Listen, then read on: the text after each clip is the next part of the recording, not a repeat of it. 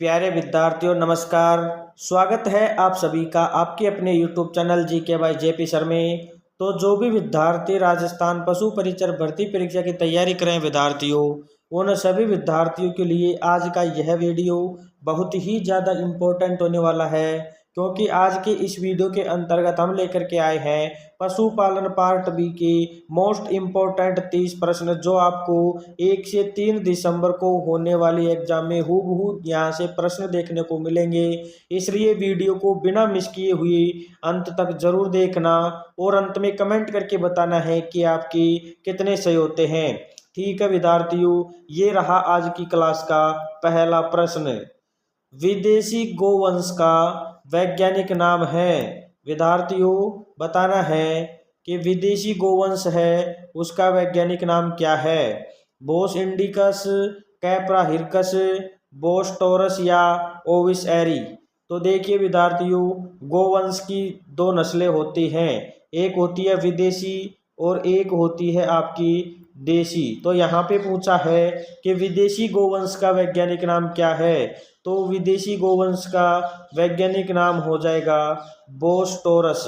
यहाँ पे जो भी विद्यार्थी बोस टोरस कमेंट करें विद्यार्थियों, उनका सही रहेगा।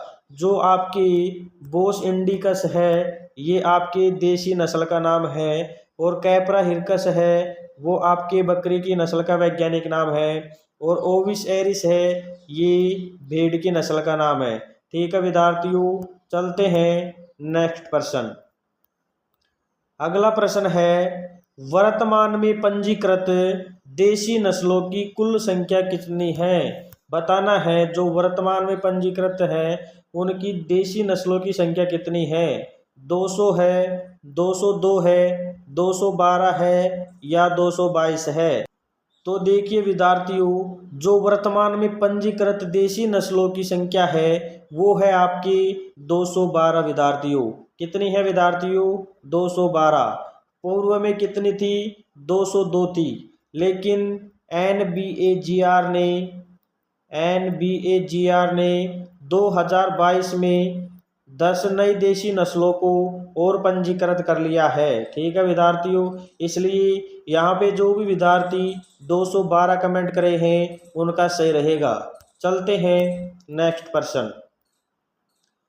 पशुओं में पेशाब को बाहर निकालने का यंत्र कहलाता है। ट्रोकर कैनुला, कैथीटर, फेटल ल्यूब्रिकेटर या थर्मामीटर। तो देखिए विद्यार्थियों, जो पशुओं में पेशाब को बाहर निकालने का यंत्र होता है उसे कैथीटर कहा जाता है। यहाँ पे जो भी विद्यार्थी कैथीटर कमेंट करे हैं उनका सही रहेगा। विद्यार्थियों, एग्जाम की दृष्टि से वेरी मोस्ट इम्पोर्टेंट प्रश्न है इस क्लास के सभी, इसलिए वीडियो को अंत तक जरूर देखना।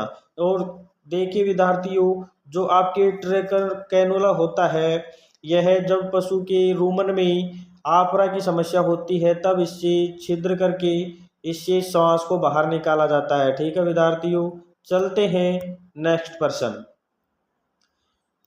वर्तमान में चिकन की कुल कितनी देशी नस्लें पंजीकृत है विद्यार्थियों।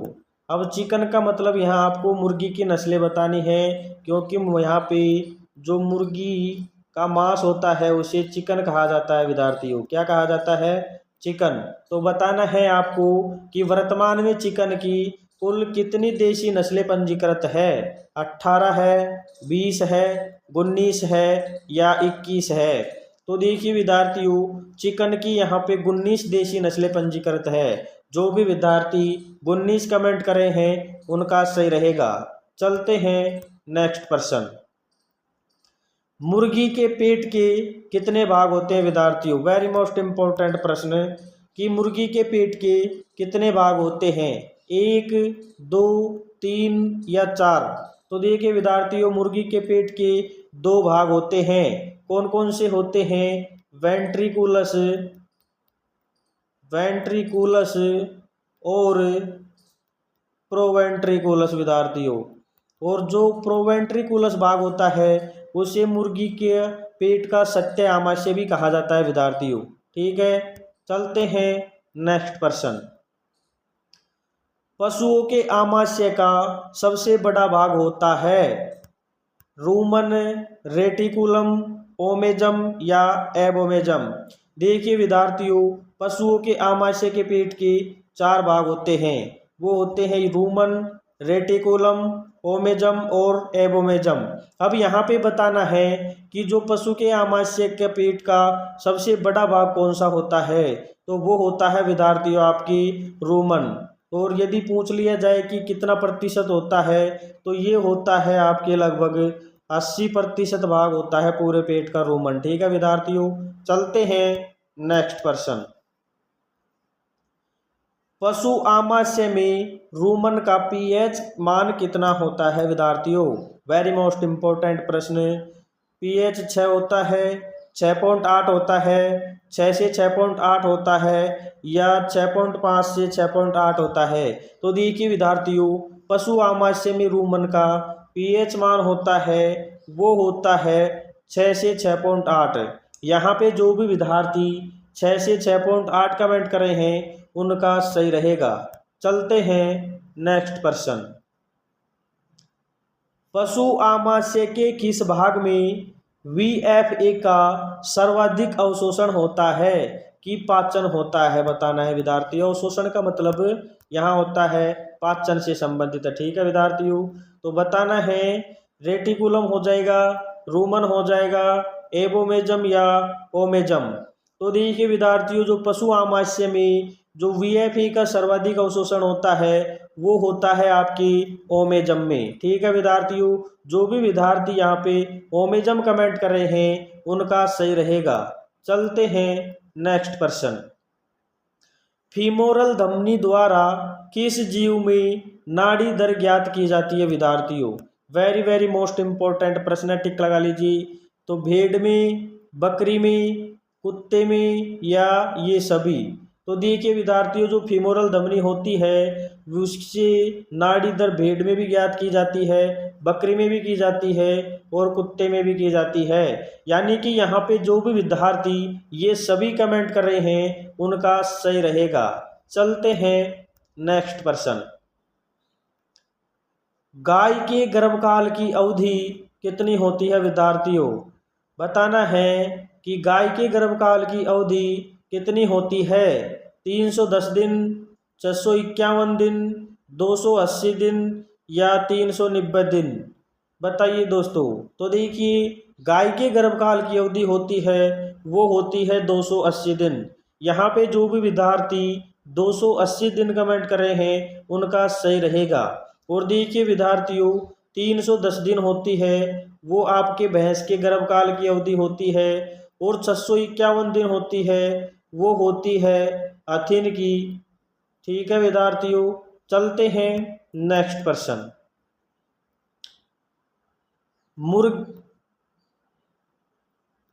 मुर्गी के गर्भकाल की अवधि कितनी होती है? वेरी मोस्ट इम्पोर्टेंट प्रश्न। 21 दिन, 42 दिन, 62 दिन या 90 दिन? बताइए विद्यार्थियों। तो देखिए, जो मुर्गी के गर्भकाल की अवधि होती है विद्यार्थियों वो होती है 21 दिन की। यहाँ पे जो भी विद्यार्थी 21 दिन कमेंट कर रहे हैं उनका सही रहेगा। और देखिए विद्यार्थियों, जो 62 दिन का गर्भकाल होता है वो किसका होता है? वो होता है कुतिया का। ठीक है विद्यार्थियों, चलते हैं नेक्स्ट प्रश्न। बकरी का मांस क्या कहलाता है? बकरी का मांस क्या कहलाता है? कारा बीफ, सेवेलिन, चिकन या चेवन? तो देखिए विद्यार्थियों, जो बकरी का मांस होता है उसे चेवन कहा जाता है। यहाँ पे जो भी विद्यार्थी चेवन कमेंट कर रहे हैं उनका सही रहेगा। और कारा बीफ किसे कहा जाता है विद्यार्थियों? कारा बीफ कहा जाता है आपकी भैंस के मांस को, और सेवेलिन कहा जाता है विद्यार्थियों हिरण के मांस को, और चिकन कहा जाता है आपकी मुर्गी के मांस को। ये भी ध्यान में रखना है। ठीक है विद्यार्थियों, और यदि आपने अभी तक हमारे इस वीडियो को लाइक नहीं किया है विद्यार्थियों, तो वीडियो को एक बार लाइक करके अपने दोस्तों को शेयर जरूर कर दीजिए, क्योंकि आपके द्वारा लाइक किया गया ही हमें मोटिवेट करता है अच्छे से अच्छा वीडियो बनाने के लिए। ठीक है विद्यार्थियों, चलते हैं नेक्स्ट प्रश्न। हड्डी की निरंतरता का भंग होना क्या कहलाता है विद्यार्थियों? फ्रैक्चर, घाव, डिसलोकेशन या मोच? तो देखिए विद्यार्थियों, जो हड्डी की निरंतरता का भंग होना कहलाता है वो कहलाता है फ्रैक्चर। यहाँ पे जो भी विद्यार्थी फ्रैक्चर कमेंट कर रहे हैं उनका सही रहेगा। और देखिए विद्यार्थियों, घाव क्या होता है? घाव होता है त्वचा की निरंतरता का हट जाना, घाव कहलाता है। और डिसलोकेशन कहलाता है विद्यार्थियों, जब कोई जॉइंट अपने स्थान से अलग हो जाता है तो उसे डिसलोकेशन कहा जाता है। और मोच कहा जाता है विद्यार्थियों, पशु के चोट लगने पर हल्की सी सूजन आ जाए या उस स्थान पर नीला पड़ जाए, उसे मोच कहा जाता है विद्यार्थियों। ठीक है, चलते हैं नेक्स्ट प्रश्न। गाय और भैंस का औसत दुग्ध काल कितना होता है? 280 दिन, 290 दिन, 300 दिन या 310 दिन? तो देखिए विद्यार्थियों, जो गाय और भैंस के औसत दुग्ध काल की अवधि होती है वो होती है 310 दिन। यहाँ पे जो भी विद्यार्थी 310 दिन कमेंट कर रहे हैं उनका सही रहेगा। और देखिए विद्यार्थियों, जो आपकी 280 दिन होते हैं वो होता है गाय के गर्भकाल की अवधि। क्या होता है विद्यार्थियों? गाय के गर्भकाल की अवधि। और जो 310 दिन होते हैं विद्यार्थियों, ये होती है आपकी भैंस के गर्भकाल की अवधि। ठीक है विद्यार्थियों, चलते हैं नेक्स्ट प्रश्न। राष्ट्रीय पशु आनुवांशिक संसाधन ब्यूरो NBAGR कहाँ स्थित है विद्यार्थियों? वेरी मोस्ट इंपॉर्टेंट प्रश्न है। करनाल हरियाणा, देशनोक बीकानेर, कटरागांव जोधपुर या अमृतसर पंजाब? तो देखिए विद्यार्थियों, जो राष्ट्रीय पशु आनुवांशिक संसाधन ब्यूरो NBAGR है ये है आपके करनाल हरियाणा में। यहाँ पे जो भी विद्यार्थी करनाल हरियाणा कमेंट करें विद्यार्थियों उन सभी का सही रहेगा। चलते हैं नेक्स्ट प्रश्न। गाय की दुधारू नस्लों में प्रति ब्यात दुग्ध का उत्पादन होता है विद्यार्थियों?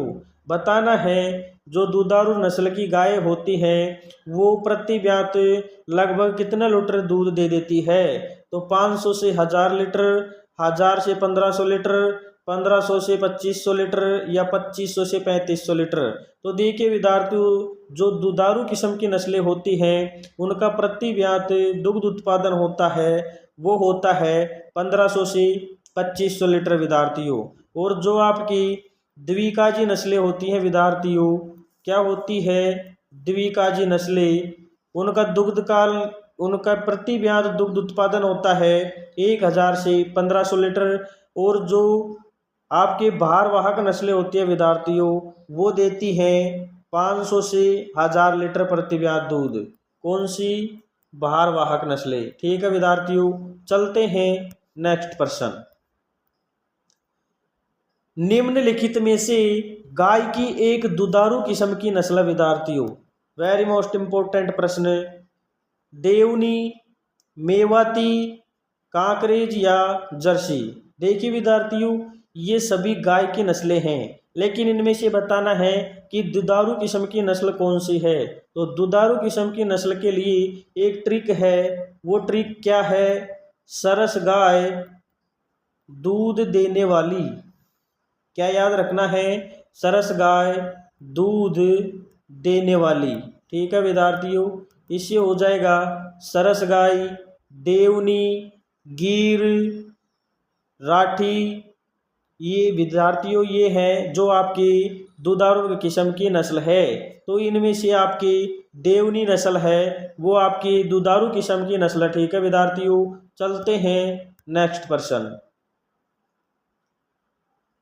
स्वैम्प बफेलो में क्रोमोसोम की संख्या कितनी होती है विद्यार्थियों?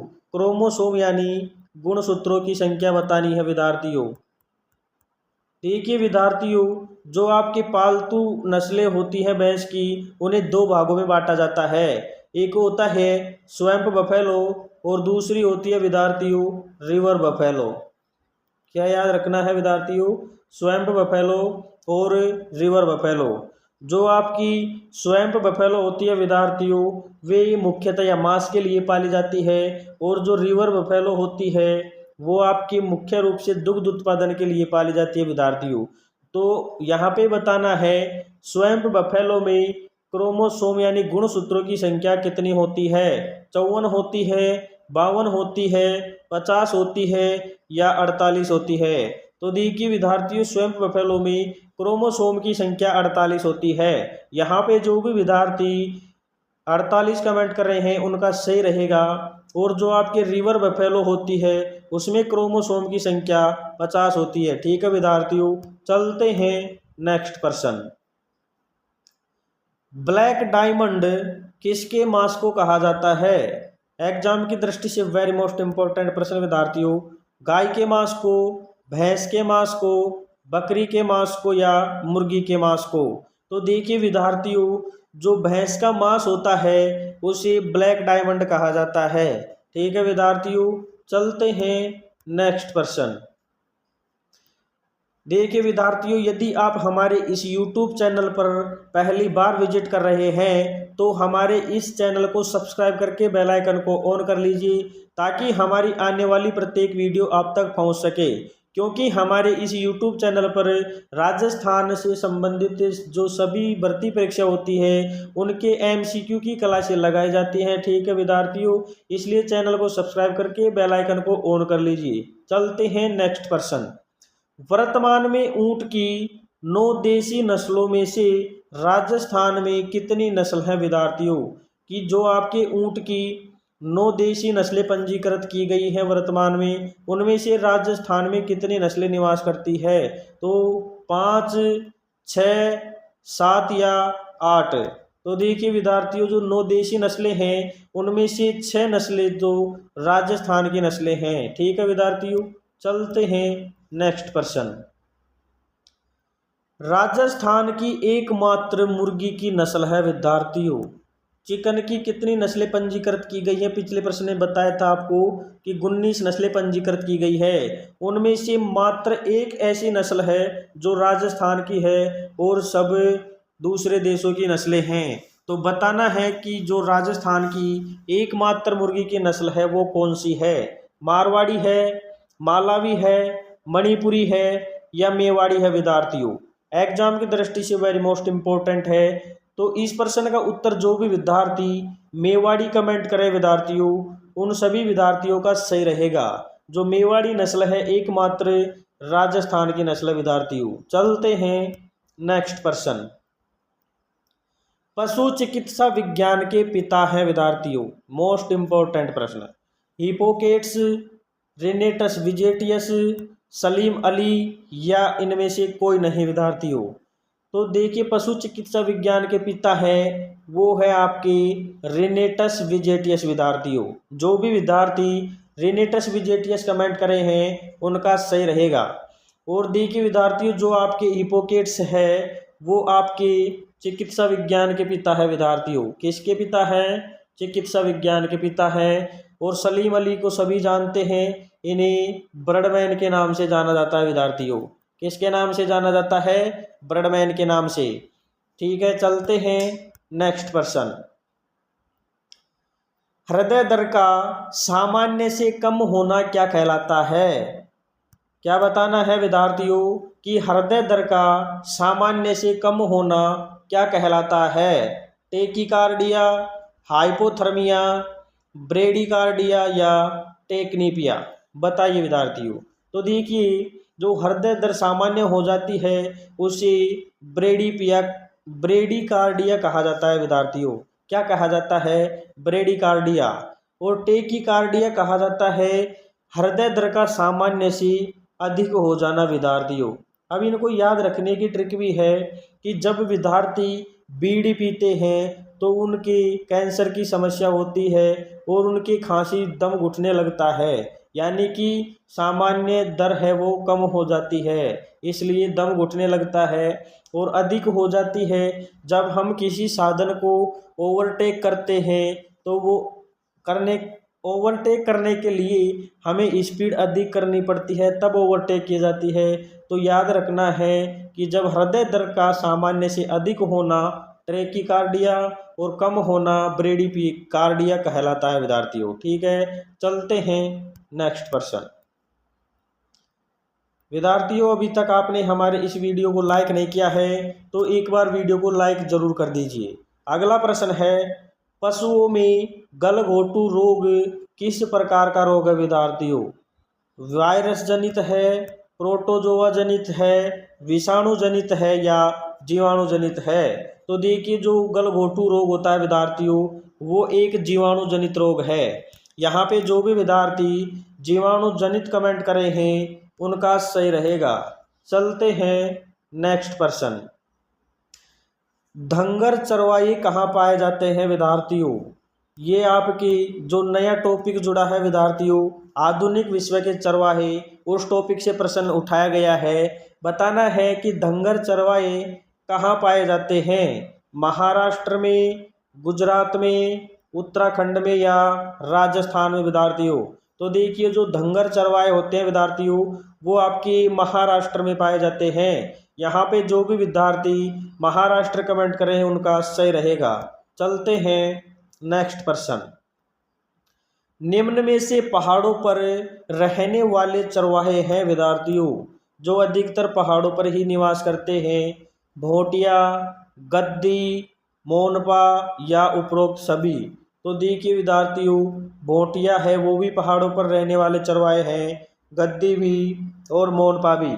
यानी कि यहाँ पे जो भी विद्यार्थी उपरोक्त सभी कमेंट करे हैं उनका सही रहेगा। चलते हैं नेक्स्ट प्रश्न। मसाई चरवाहे प्रमुख रूप से कहाँ पाए जाते हैं विद्यार्थियों? कीनिया व तंजानिया में, उत्तरी अफ्रीका में, दक्षिण अफ्रीका में या सोमालिया में? तो देखिए विद्यार्थियों, जो मसाई चरवाहे होते हैं वो प्रमुख रूप से आपके कीनिया व तंजानिया में पाए जाते हैं। यहाँ पे जो भी विद्यार्थी कीनिया व तंजानिया कमेंट करे हैं उन सभी का सही रहेगा। और देखिए विद्यार्थियों, यदि आपको हमारे किसी प्रश्न में डाउट होता है तो आप हमें कमेंट करके भी बता सकते हैं। और विद्यार्थियों, यदि आप इस क्लास की PDF पाना चाहते हैं तो आप हमारे टेलीग्राम चैनल को ज्वाइन कर लीजिए। टेलीग्राम चैनल का लिंक आपको वीडियो के डिस्क्रिप्शन में मिल जाएगा, वहां पर जाना है और आपको टेलीग्राम चैनल से ज्वाइन होता है। वहां पे पशुपालन पाठ बी एवं राजस्थान जी के सामान्य विज्ञान के जो हस्तलिखित महत्वपूर्ण नोट्स हैं उन्हें ऑलरेडी प्रोवाइड करा दिया गया है विद्यार्थियों। इसलिए जल्दी जाइए और टेलीग्राम चैनल से जुड़ के नोट्सों को आनंद लीजिए विद्यार्थियों। वेरी मोस्ट इंपॉर्टेंट प्रश्न है, एक बार आप जा करके जरूर देखिए। ठीक है विद्यार्थियों, चलते हैं नेक्स्ट प्रश्न। मवेशियों के झुंड को कहा जाता है? क्या कहा जाता है विद्यार्थियों? मवेशियों के झुंड को हर्ड कहा जाता है, पेन कहा जाता है, रेवड़ कहा जाता है या इनमें से कोई नहीं? तो देखिए विद्यार्थियों, मवेशियों के झुंड को रेवड़ कहा जाता है। क्या कहा जाता है विद्यार्थियों? रेवड़ कहा जाता है। चलते हैं नेक्स्ट प्रश्न। अंडे में कुल कितना प्रतिशत प्रोटीन पाया जाता है विद्यार्थियों? ये आपकी पशु उत्पादकों के पोषक मान से लिया गया प्रश्न है। देखिए विद्यार्थियों, यहाँ पर प्रश्न कहीं से भी उठाकर आपको नहीं बताए जाते हैं। ये प्रश्न जो आपके 1 से 10वीं क्लास तक जो NCERT की बुक चलती है विद्यार्थियों, वहीं से प्रश्नों को लिया गया है और वहीं से आपके एग्जाम में प्रश्न पूछे जाएंगे विद्यार्थियों। तो बताना है कि अंडे में कुल कितना प्रतिशत प्रोटीन पाया जाता है? 12%, 13%, 14% या 15%? तो देखिए विद्यार्थियों, अंडे में कुल 13% प्रोटीन पाया जाता है। यहाँ पे जो भी विद्यार्थी 13% कमेंट करे हैं उनका सही रहेगा। चलते हैं नेक्स्ट प्रश्न और हमारी इस क्लास का अंतिम प्रश्न विद्यार्थियों। शरीर में सर्वाधिक मात्रा में पाया जाने वाला तत्व कौन सा है? ऑक्सीजन है, कार्बन डाइऑक्साइड है, जल जिसे हम पानी भी कहते हैं या उपरोक्त सभी विद्यार्थियों? वेरी मोस्ट इंपॉर्टेंट प्रश्न है। तो इस प्रश्न का उत्तर हो जाएगा ऑक्सीजन। यहाँ पे जो भी विद्यार्थी ऑक्सीजन कमेंट करे हैं उनका सही रहेगा। अब देखिए विद्यार्थियों, आपको हमने इस क्लास के अंतर्गत पूरे NCERT पर आधारित 30 प्रश्नों को हल करा दिया है। अब आपको कमेंट करके बताना है कि आपके 30 में से कितने सही हो रहे हैं विद्यार्थियों। यदि आपके 30 में से 20+ राइट हो रहे हैं विद्यार्थियों, तो आपकी तैयारी शानदार है विद्यार्थियों। ठीक है, ये आप हमारे टेलीग्राम चैनल से जुड़ना चाहते हैं तो टेलीग्राम चैनल का लिंक आपको वीडियो के डिस्क्रिप्शन में दिया गया है, जा करके आप ज्वाइन हो सकते हैं विद्यार्थियों। और डेली यहाँ पर आपको पशुपालन पार्ट बी की क्लासें रेगुलर दोपहर के 2 बजे मिलती रहेगी विद्यार्थियों, इसलिए चैनल को आज ही सब्सक्राइब करके बेल आइकन को ऑन कर लीजिए ताकि हमारी आने वाली प्रत्येक वीडियो आप तक पहुंच सके। ओके स्टूडेंट, आशा करते हैं आपको हमारा यह वीडियो अच्छा लगा होगा। यदि वीडियो अच्छा लगा हो तो इसे लाइक कीजिए, सब्सक्राइब कीजिए तथा अपने दोस्तों को शेयर करना ना भूलें। थैंक यू, जय हिंद। मिलते हैं नेक्स्ट वीडियो के साथ।